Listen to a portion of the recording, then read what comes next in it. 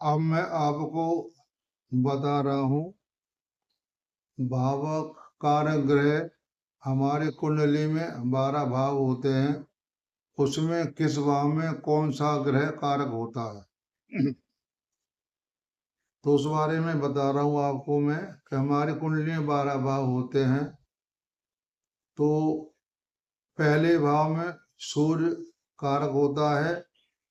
2, 5, 9, 11 का कारक बृहस्पति होता है और 3 और 6 का कारक मंगल होता है और 12 और 8 का कारक शनि होता है और चंद्रमा चौथे भाव का कारक होता है और बुध 10वें भाव का कारक होता है। ये पाराशरी के अनुसार बताया मैंने। आजकल तो 10वें भाव में 3-4 ग्रह बता देते हैं, लेकिन जो पाराशर सिद्धांत है मैंने आपको ये बता दिया। अब मैं आपका इनका फल बता रहा हूँ कि कारक भाव का फल क्या होता है। हमारी जो जन्म कुंडली होती है उसमें मंगल और शनि, मंगल 3 में और 6 में, शनि 12 में 8वें भाव में बैठा हो तो इसका बेनिफिट अच्छा होता है, इसका फायदा अच्छा होता है।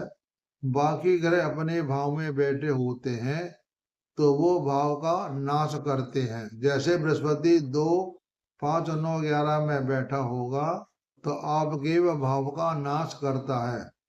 फिर एक बात और भी है कि हमारे जितने भी ग्रह हैं किसी काम के लिए ठीक होते हैं, किसी काम के लिए ठीक नहीं होते।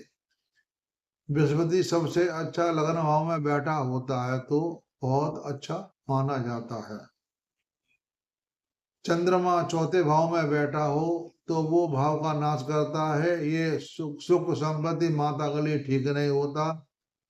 10 भाव में बुध बैठा हो तो वो व्यापार के हिसाब से ठीक नहीं होता है, यानी भाव का नाश करता है।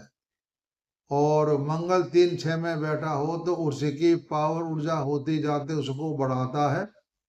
और शनि 12 में और 8 में बैठा होता है तो बीमारी भी उसको होती है तो उसको ठीक करने में सहायता करता है। 8वें भाव का शनि, अष्टम भाव में स्वामी, अष्टम भाव में शनि बैठा होता है तो वह उम्र को बढ़ाता है और बीमारी को भी ठीक करता है।